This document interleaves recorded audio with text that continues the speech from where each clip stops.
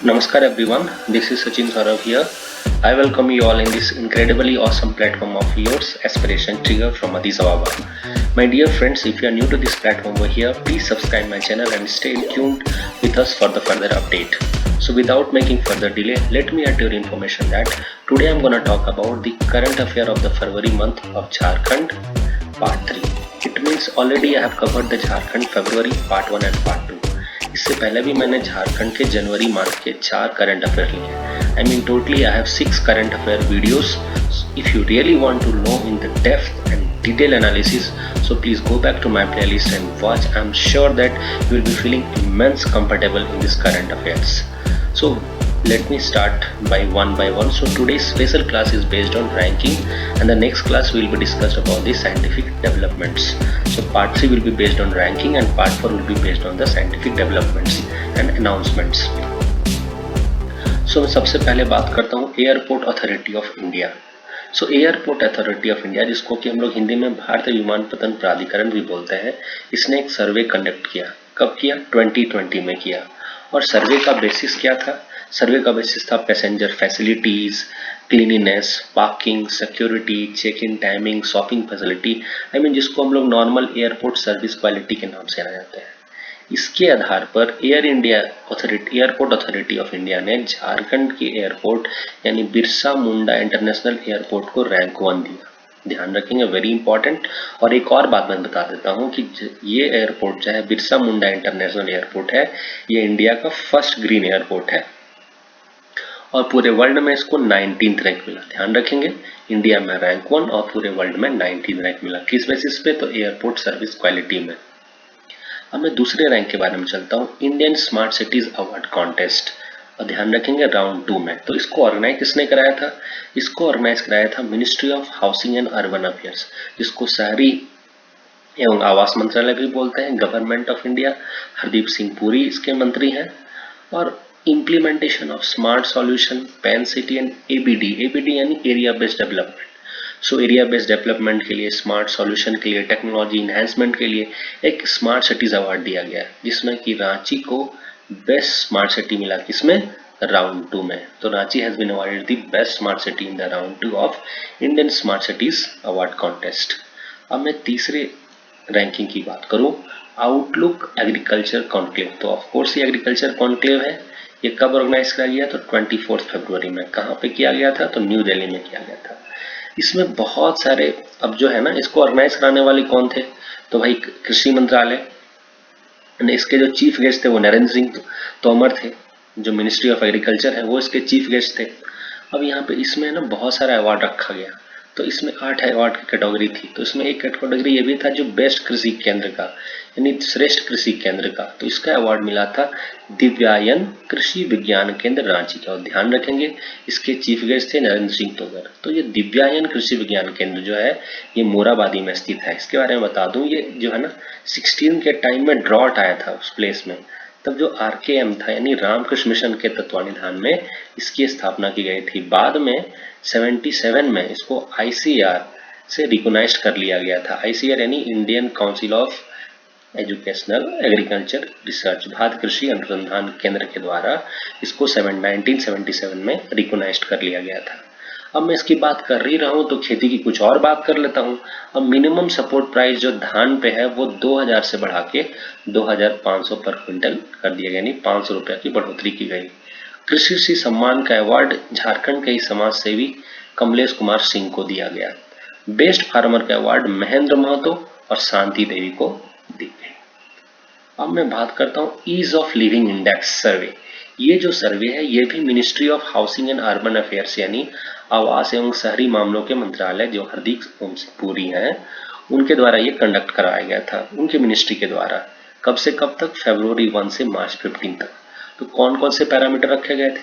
Service, finance, planning, technology, governance, ये सारे parameters रखे गए थे।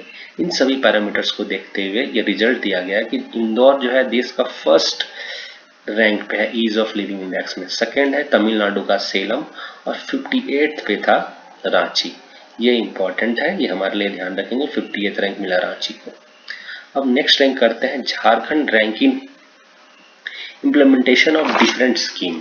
तो ये ध्यान रखेंगे, बहुत सारे स्कीम्स आए। कौन से स्कीम है? तो क्लीननेस टॉयलेट कंपटीशन है। इसमें पूरे झारखंड को स्वच्छ सुंदर शौचालय प्रगतिया में झारखंड को प्रथम स्थान मिला और जिलावार में गिरिडीह को प्रथम स्थान मिला पूरे भारतवर्ष में। प्रधानमंत्री आवास योजना में इसके बारे में बता दूं, 2015 में स्टार्ट हुआ था और 2022 तक 2022 तक एम किया गया कि 2 करोड़ घर बनाए जाएंगे। इनके तहत जो है थर्ड रैंक दिया गया झारखंड को, पहला रैंक यूपी, दूसरा आंध्र प्रदेश और तीसरा झारखंड। रूरल डेवलपमेंट एक्सपेंडिचर में यानी ग्रामीण विकास खर्च में झारखंड को प्रथम स्थान दिया गया है। प्रधानमंत्री श्रम योगी मानधन योजना, ये जो है अनऑर्गेनाइज सेक्टर के मजदूरों के लिए है।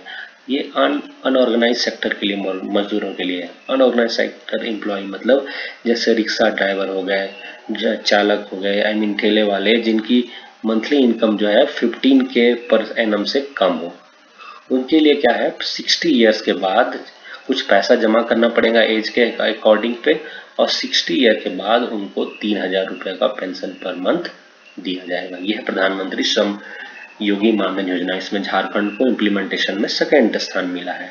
स्वच्छ सर्वेक्षण के बारे में बात करूं, स्वच्छता सर्वेक्षण के बारे में, तो झारखंड को सेकंड बेस्ट परफॉर्मिंग स्टेट दिया गया। तो पहला कौन था? पहला था छत्तीसगढ़।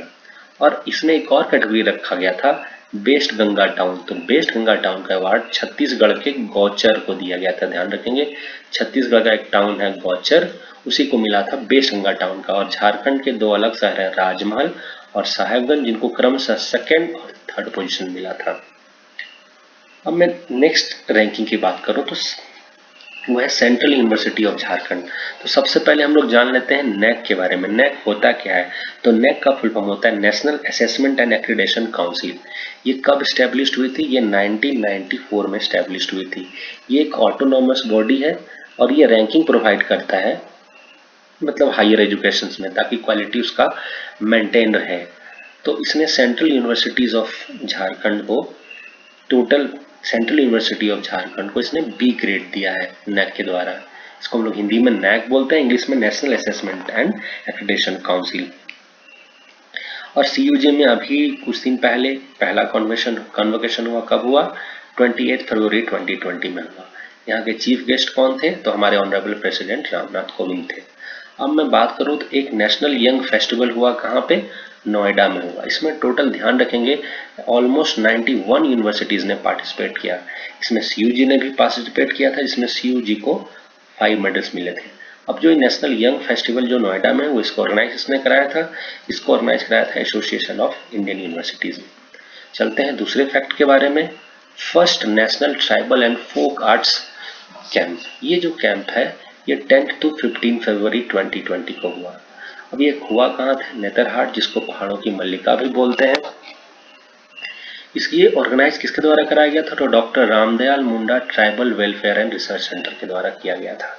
तो ये है क्या? इसमें देश के अलग अलग जगह के कलाकार आए थे और ये प्रयास किया गया था कि सारे जितने भी देश के अलग अलग जगह के ट्राइबल कलाकार हो या फोक कलाकार हो, सबको एक प्लेटफॉर्म पे लाया जाए और उनकी कला में और निखार लाया जाए। तो झारखंड में स्पेशली सोहराय, कोहबर, जादोपेटिया और पेटकर स्टाइल के पेंटर्स को बुलाया गया था। उन्होंने अपनी चित्रकारिता से सबका मन भी मोहा और अपने बारे में बताया। स्पेशली ध्यान रखेंगे सोहराय और कोहबर, ये जो चित्रकारिता है इसको रिसेंटली ही जीआई टैग मिला है। जीआई यानी ज्योग्राफिकल इंडिकेशन का टैग मिला है। अब मैं बात करूं, यहाँ वैसे मैंने बताया कि देश के अलग अलग हिस्सों से भी कलाकार आए थे। तो महाराष्ट्र की वोरली, तमिलनाडु से तंजौर और मध्य प्रदेश की गोंड चित्रकारी थी, कर्नाटका की चित्तारा, राजस्थान की फड़, उड़ीसा की सौरा, लद्दाख के स्टीचेस, कंगरा एंड फारी थे हिमाचल के, बिहार से मधुबनी चित्रकारी, बंगाल से पट्टचित्र और केरला से मुरल। यानी ध्यान रखेंगे ये डिफरेंट स्टेट्स के भी ये जो चित्रकला थी उनका भी यहाँ पे प्रदर्शन किया गया था। तो क्वेश्चन में भी आस्क्ड इन द जेपीएससी कि मध्य प्रदेश के कौन सी चित्रकारिता का प्रदर्शन किया गया था। अब मैं बात करूं 1 वीक 1 नेशन प्रोग्राम। ये जो प्रोग्राम की स्टार्ट हुई थी ये झारखंड के गुमला जिले से हुई थी। अब हम लोग परफॉर्मेंस ग्रेडिंग इंडेक्स रिपोर्ट के बारे में बात करते हैं। ये दी गई थी ministry of human resource development यानी HRD, human resource development ministry के द्वारा। और इसमें नीति आयोग का भी योगदान था। नीति आयोग के बारे में आपको पता होगा, national institute of transforming India. ये भी एक प्लानिंग कमीशन पहले था, अब इसको नीति आयोग का नाम दिया गया है। तो इसमें रैंकिंग दी गई है आउट ऑफ 1000 मार्क्स। तो इसमें ये पाया गया, इसमें फर्स्ट मैं बता दूं आपको, फर्स्ट 10 मिला चंडीगढ़ को, सेकेंड रैंक मिला केरला को और थर्ड रैंक मिला गुजरात को। ये ध्यान में रखेंगे, चंडीगढ़ को फर्स्ट रैंक, केरला को मिला सेकेंड रैंक और थर्ड रैंक मिला गुजरात को। चंडीगढ़ को टोटल मिले थे 896 मार्क्स, केरला को मिले थे 862 मार्क्स और गुजरात को मिले थे 860 मार्क्स। तो हमें ये याद नहीं रखना, हमें याद रखना झारखंड का ओवरऑल रैंक था 14 था और झारखंड को 761 मिला था आउट ऑफ 1000। तो बहुत सारे डिफरेंट पैरामीटर थे, यानी सोर्स ऑफ स्कूल में झारखंड को 28th रैंक मिला और लर्निंग आउटकम में झारखंड को 4th रैंक मिला था। अब मैं बात करूं मेडन गोल्डन बेबी लीग, ये बेसिकली फुटबॉल के प्रमोशन के लिए लीग बनाया गया था ताकि फ्यूचर फुटबॉल प्लेयर बनाया जाए। हमारे इंडिया में फुटबॉल उतना फेमस नहीं है and still it need to be very much famous. ये ऑर्गेनाइज किया गया था ऑल इंडिया फुटबॉल फेडरेशन के द्वारा, जिसमें अंडर 7, अंडर 9 और अंडर 11 के बच्चों को का गेम कराया गया था। कहाँ कराया गया था? Tata football academy ground Jamshedpur में। और एक इंपॉर्टेंट रिपोर्ट है क्राई रिपोर्ट, ध्यान रखेंगे। क्राई रिपोर्ट को हम लोग बोलते हैं child rights and you report. सबसे पहले क्राई है क्या, तो मैं बता दूं आपको कि क्राई जो है एक एनजीओ है जिसका एम है कि चिल्ड्रंस के राइट को रिस्टोर करना। और इसको बनाया कब गया था? इसको बनाया गया था 1979 में, ध्यान रखेंगे। तो ये जो रिपोर्ट आया, इसमें बहुत ही शॉकिंग रिपोर्ट आया कि पूरे इंडिया में जो एनसीआरबी की रिपोर्ट के बेस्ट पे पूरे इंडिया में जो चिल्ड्रंस के अगेंस्ट में क्राइम बढ़े वो 20% बढ़े हैं। और यदि हम सिर्फ झारखंड के बारे में बात करें तो ये 73.9% है। यानी हम लोग परसेंटेज वाइज चिल्ड्रन के अगेंस्ट में क्राइम बात करें कि सबसे ज्यादा सर्वाधिक प्रतिशत का जो क्राइम जो बच्चों के विरुद्ध हो रहा है ये झारखंड में हो रहा है। और ये हाईएस्ट कहाँ पे है? पूरे इंडिया में हाईएस्ट है परसेंटेज वाइज पे। यदि हम लोग बात करें संख्या के माध्यम से तो मध्य प्रदेश और छत्तीसगढ़ ऐसे राज्य हैं जिनका क्राइम रिपोर्ट बहुत ही संख्या के मामले में सबसे ज्यादा है, लेकिन प्रतिशत के आधार पर झारखंड।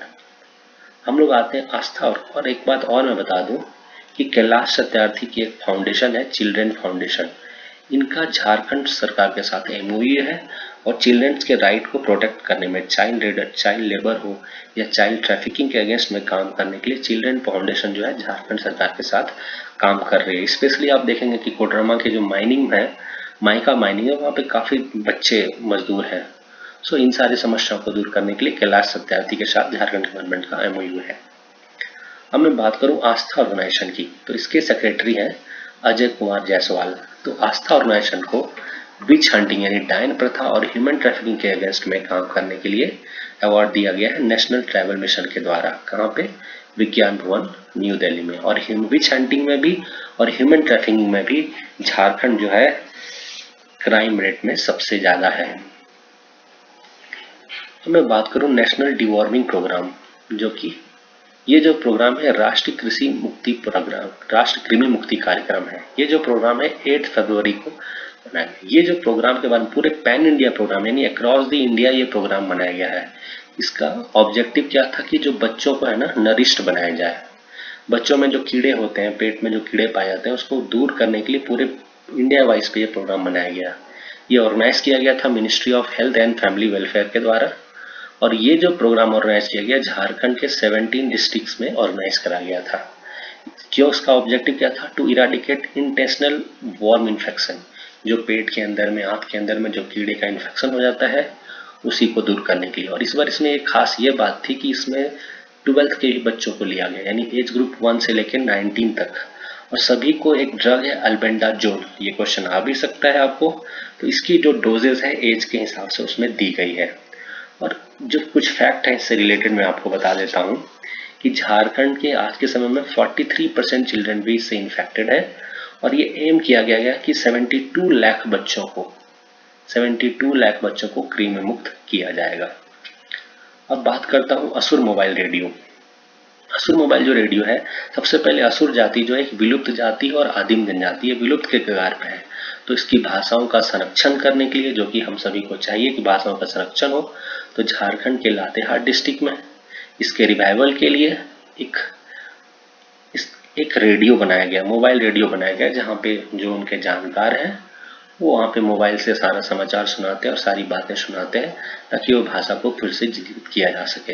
तो इसी रेडियो का नाम है असुर मोबाइल रेडियो। अब सेंटर ऑफ एक्सीलेंस की बात करें तो सबसे पहले centre of excellence of water की स्थापना बीआईटी में शहर रांची में की गई, और माल नरिश्ड किट के लिए जो है ये रिम्स रांची में की गई है। ये दोनों रिसेंट है। इसके साथ कुछ पहले भी सेंटर ऑफ एक्सीलेंस स्थापित किए जा चुके हैं, मैंने उसके भी नाम यहाँ पे ऐड कर दिए हैं। रिन्यूएबल एनर्जी के लिए IIT आईएसएम धनबाद में, और ग्रीन एंड इफिशिएंट एनर्जी के लिए CU। सेंटर ऑफ एक्सीलेंस का ऑब्जेक्टिव ये है कि यहाँ से जो भी आउटकम मिलेंगे पॉजिटिव, जो भी रिसर्च के बाद मिलेगा, तो उसे देश राज्य के अलग जगहों में भी स्टैब्लिश किया जाएगा। और इस बार की जो नई अपडेट है कि स्टूडेंट ओरिएंटेशन प्रोग्राम चलाई जा रही है। इसके तहत इसी को हम लोग हिंदी में छात्र उन्मुखीकरण कार्यक्रम बोलते हैं। ये कहाँ पे स्टार्ट किया गया है? बिरसा एग्रीकल्चर यूनिवर्सिटीज में। इसमें जो स्नातक के 3 पेपर रहेंगे, इसमें से इनके 2 पेपर का आपको इंटर्नशिप करना पड़ेगा, यानी उसकी प्रैक्टिकल नॉलेज लेनी पड़ेगी, वहां पे रिपोर्ट बनाना पड़ेगा, तब जाके आपको डिग्री मिलेगी। That's very good. So that's all about the today's class. Next class I'll be talking further, even further regarding this. So please stay tuned with me, and I'm really working very hard. Literally, I'm really working very hard being this much far away from India. So please subscribe my channel and stay tuned with me.